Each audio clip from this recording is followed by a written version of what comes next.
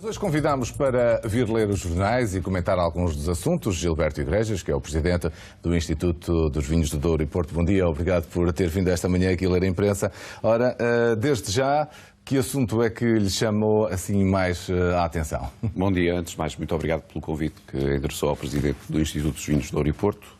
E começaria por destacar a primeira notícia que tem a ver com o Jornal Público, em que há uma referência aos alunos das universidades públicas, que são os que fazem mais mestrado. Isto evidencia para mim uma aposta na formação superior continuada, mostra também bem que os relatórios da OCDE e que posicionam Portugal paulatinamente como um dos países que tem apostado mais na formação do ensino superior, está a dar os seus frutos. E isto é tão mais relevante quando parece que não há também uma divisão entre o género. Portanto, o número de mulheres e o número de homens que seguem a formação avançada em cursos de mestrado ou de doutoramento parece ser também equitativa.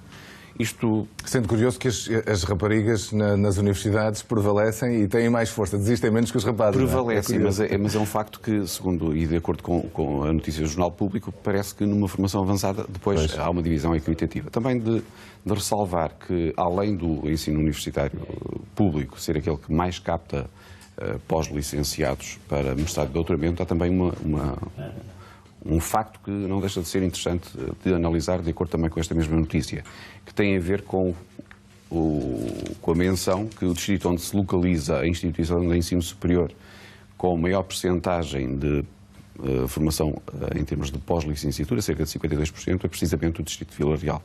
O que também não deixa de ser interessante pelo facto de estarmos a trabalhar com uma universidade mais de âmbito mais centro-norte e também com alguns concelhos mais da zona do Arco do Interior.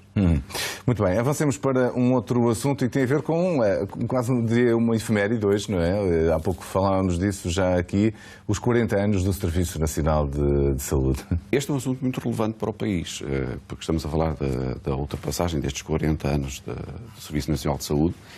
E temos aqui uma série de gráficos onde são evidenciados os avanços que nós tivemos em termos de prestação de cuidados médicos e também, e é bom dizê-lo, os efeitos na vida concreta da população. Exatamente. Ou seja, a média de idade, de esperança de vida da população portuguesa aumentou significativamente. E isto é relevante para o país. Ou seja, nós hoje temos uma população que vive maior número de anos. E depois há uma série de indicadores que são aqui apresentados, com comparação da esperança média de vida na União Europeia, em que posicionam Portugal também, em alguns desses indicadores, em lugares de destaque. Estou aqui a pensar, por exemplo, no caso das mulheres, em que Portugal aparece, no caso da esperança de vida, em 5º lugar. É também importante mencionar isso.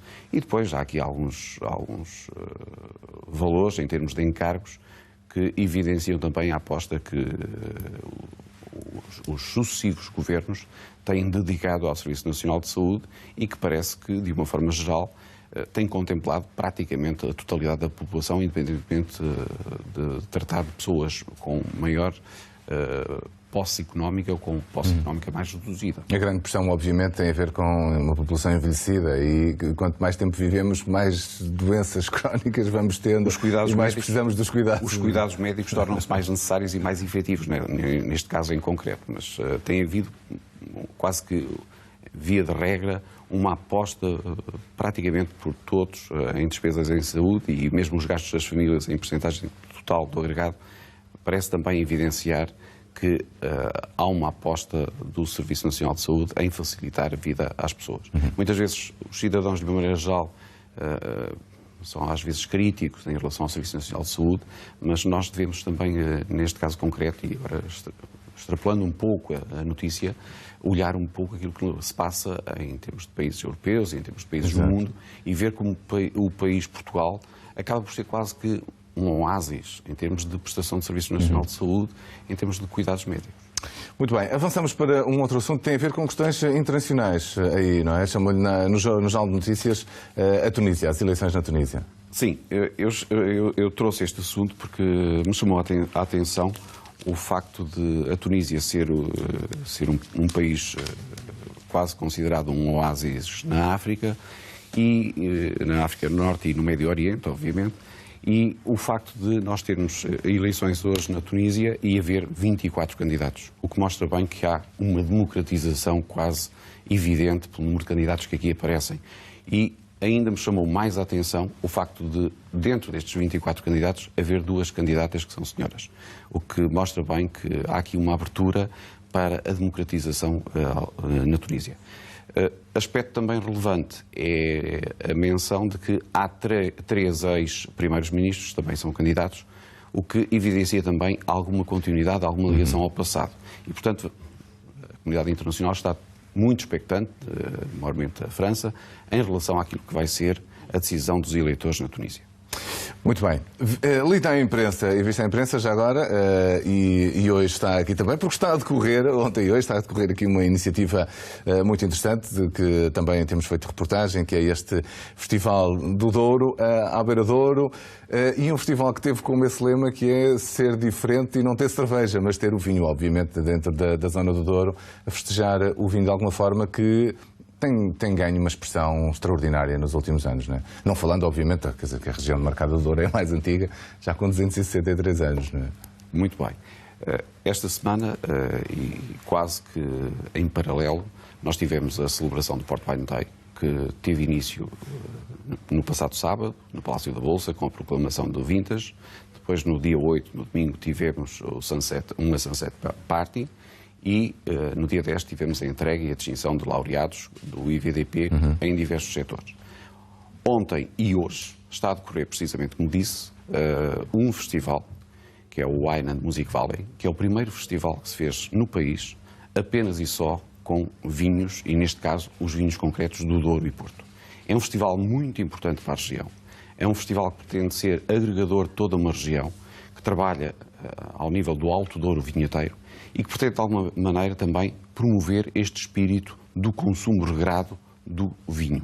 E, portanto, estamos em querer. Eu estive durante o dia de ontem e durante esta madrugada, precisamente neste festival, e deu para perceber a dinâmica que foi conseguida dentro deste festival. Os operadores aliaram-se aos promotores e tivemos cerca de 90 entidades que estiveram presentes.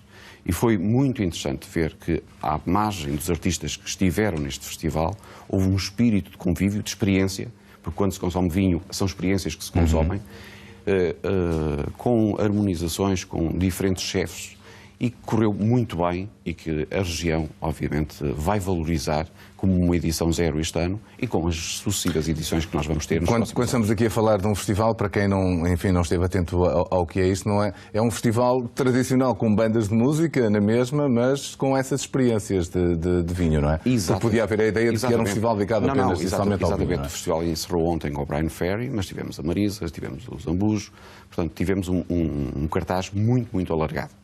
Portanto, e ainda continua hoje. E continua hoje. Eu apelo a que todos aqueles que estiverem interessados e estiverem na região e tenham possibilidade de vir à região, que nos visitem e que celebrem connosco e que encerrem connosco esta celebração do Port Wine Day e, porque não disse... Isto é já do lado do Lamego, não é? É feito este festival. É do lado do Lamego, mas é uma questão de estética, porque nós estamos do lado da régua e vemos o festival. Portanto, é atravessar a ponte e estamos no festival.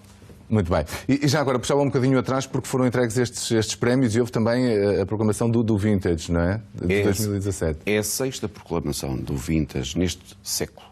Portanto, proclamou-se também em 2016, proclamou-se agora em 2017, e tivemos a distinção de 4 laureados por parte do Instituto dos Vinhos do Douro e Porto. Nós distinguimos as categorias de viticultura, distinguimos a categoria de enologia, a categoria de enoturismo e revelação, que pretende de alguma maneira mostrar também aquilo que de novo se faz no setor. Apresentar novas caras, novas ideias para um Douro que nós queremos mais sustentável, que foi precisamente sobre esse mote que residiu o nosso jantar comemorativo e que de alguma maneira encerrou todas as atividades. Já agora, só para terminarmos, qual é a perspectiva para esta campanha agora? Que ideias é que... A perspectiva para esta campanha, em termos de quantidade, é muito boa. Não houve doenças ou pragas durante todo o processo até agora. Vamos ver como as práticas enológicas decorrem para que, associados a esta quantidade, a qualidade também possa ser uma mais-valia para nós incrementarmos mais valor, termos um maior poder económico e, de alguma maneira, trazermos mais valor e economia ao país. Muito bem, professor Gilberto Igrejas, obrigado por ter vindo esta manhã. Nós é que agradecemos. Da imprensa e falando então dos vinhos do Douro e do Porto e destas iniciativas. Ora, e vamos ver